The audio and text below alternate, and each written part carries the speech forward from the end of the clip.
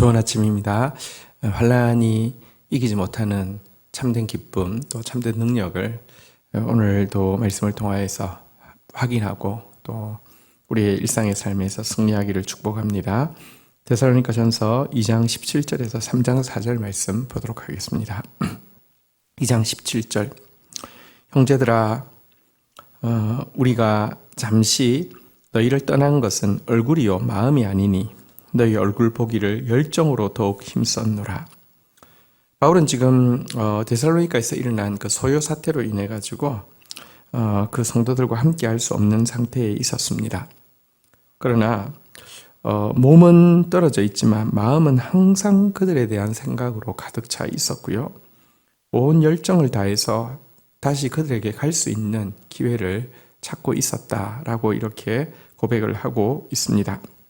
여기 우리가 잠시 너희를 떠난 것은 이라는 표현이요, 원어적으로 번역을 하면 우리가 너희로부터 고아가 된 것은 이런 표현입니다. 우리가 너희를 잠시 떠난 것은 이런 정도가 아니라, 그러니까 그냥 잠시 떠나 있는 이런 정도가 아니라 우리가 너희로부터 고아가 된 것은, 마치 지금 떠나 있는 상태가 마치 어린 아이들이 엄마 아빠를 떠나 있는 상태처럼 자신이 느끼고 있다라고 애절하게 표현하고 있는 것입니다. 온 마음을 그들에게 지금 보내고 있었던 것을 알 수 있습니다. 여러분, 그랬어요. 18절에 보니까 그러므로 나 바울은 한 번, 두 번 너희에게 가고자 하였으나 사단이 우리를 막았노라. 그래서 방법을 찾았고요. 또 그것을 위해서 시도도 했습니다.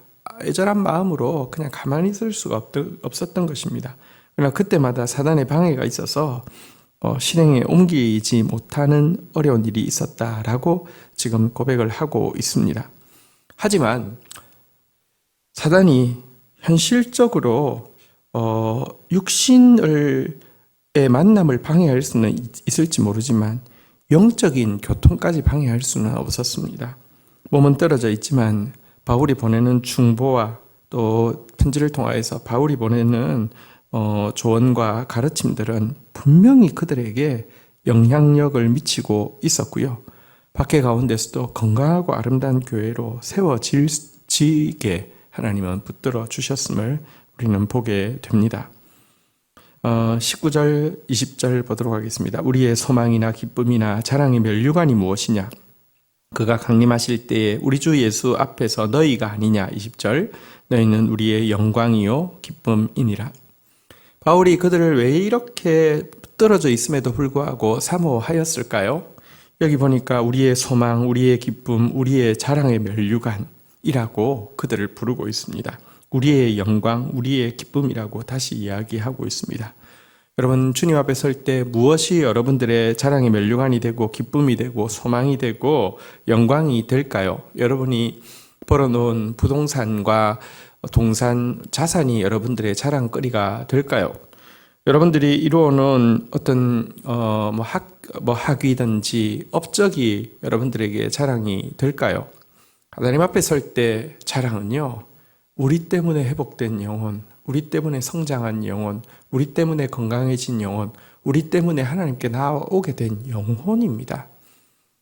바울은 이 사실을 너무 분명히 알았기 때문에 다른 것들은 배설물과 같이 버릴 수 있었던 것이죠.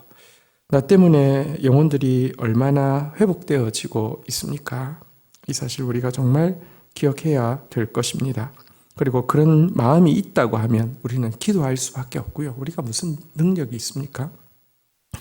그런데 그와 같은 기도가, 또 그와 같은 권면이 여러분, 사단의 방해에도 불구하고 내 안에 있는 약점도 사단의 방해가 될 수 있고, 상대방에 있는 약점도 사단의 방해가 될 수 있고, 우리를 가로막고 있는 여러 가지 상황들도 사단의 방해가 되어질 수 있지만, 그럼에도 불구하고 진실로 가장 귀한 영광, 가장 귀한 기쁨, 가장 귀한 자랑의 면류관이 영혼이라고 생각하며 영혼의 주인이신 하나님께 기도하고 나아가는 사람의 영향력을 막을 것은 없다는 사실을 우리 기억해야 할 것입니다.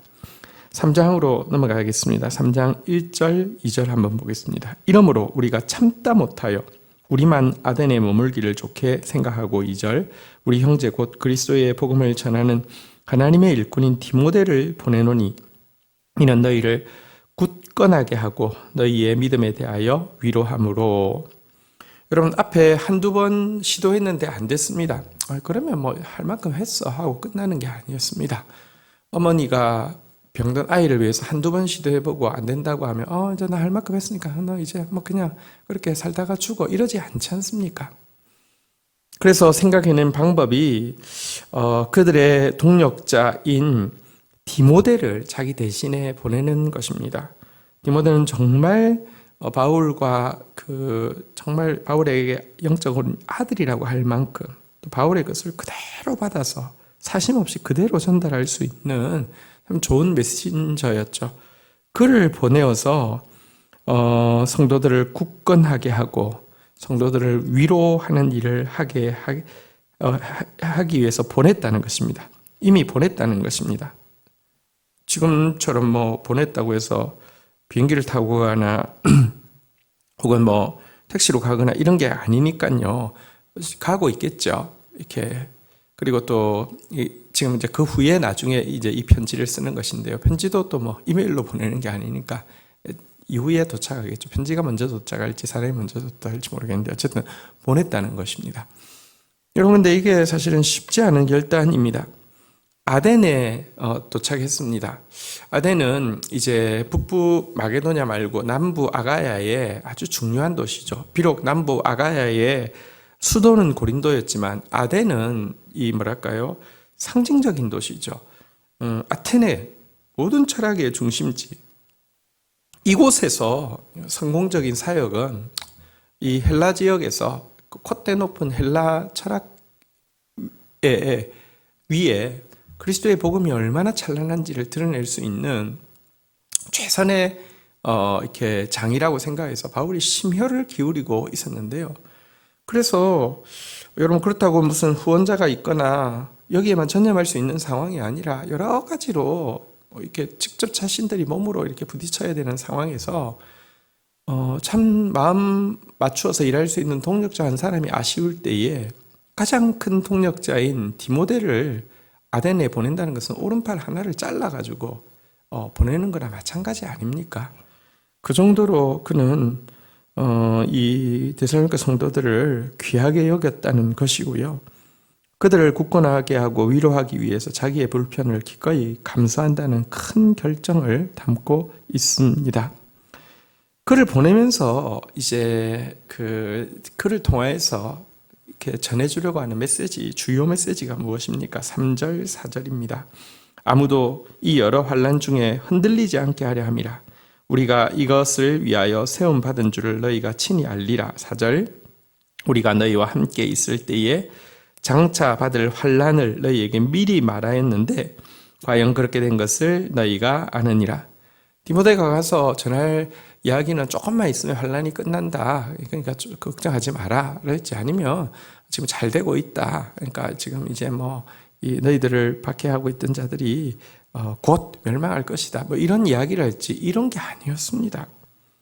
환난 중에서 흔들리지 않게 하려는 것입니다. 심지어 이것을 위하여 세움받았다는 것은 헛된 세상에서 환난받게 하기 위해서, 사라질 덧없는 세상에서 미움받게 하기 위해서 우리를 부르셨다라고 가르치기 위함이다라고 이야기하면서 심지어 그 짧은 기간 그들과 함께 할 때에 전했던 메시지에도 중요한 내용이 장차 이 복음을 받게 되면 환난이 따를 것입니다라고 미리 말하지 않았느냐, 그리고 그 말대로 지금 너희들이 환난을 받고 있지 않느냐라는 내용이 디모데를 보내서 그들에게 권하고자 하는 내용의 핵심이었음을 밝히고 있습니다.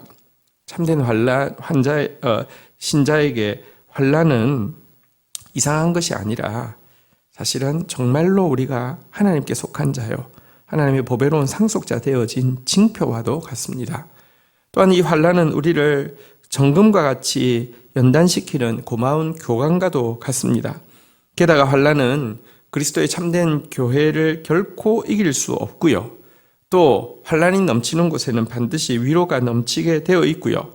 환난 가운데 위로받은 사람은 다른 사람들을 능히 위로할 수 있는 상처받은 치유자가 되어져서 교회는 결국 승리하게 된다는 것이 환난에 대한 성경의 가르침입니다.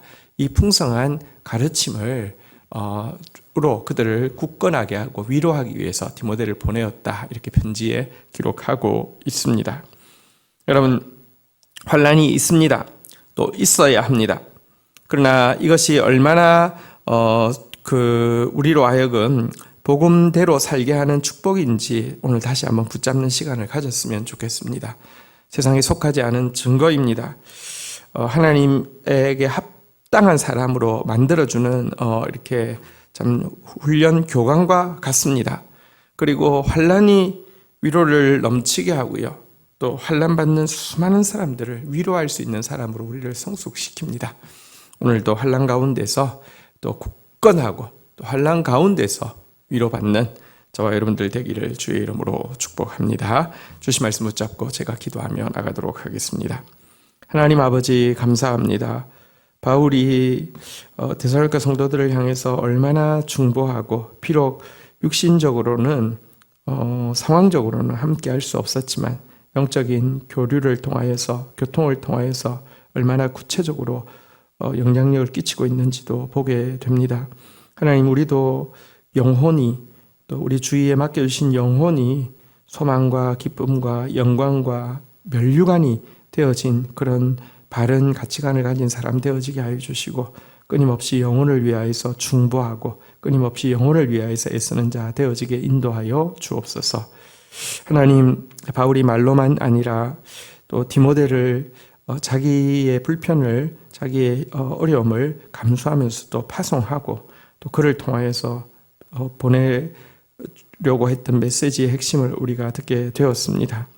환난이 나쁜 것이 아니라 환난이야말로 우리가 세상에 속하지 않은 증거요 하나님의 상속자라는 증거일진데 환난 중에 기뻐하게 하여 주옵소서. 환난을 통하여서 죄가 끊어지고 정금과 같이 연단되어질진데 환난을 고마워하게 하여 주옵소서. 넘치는 환난 가운데 그보다 더 큰 위로가 있음을 인하여서 또 환난을 감사하게 하여 주시고 주께 받은 위로로서 환난 가운데 있는 자를 능히 위로할 자로 만들어주시는 주님의 놀라운 섭리에 감사하게 하여 주옵소서. 오늘도 많은 환난 가운데에서도 하나님 감사함으로 또 환난을 이기는 주의 백성들 되도록 축사하여 주옵소서. 예수 그리스도의 이름으로 기도 올립니다. 아멘.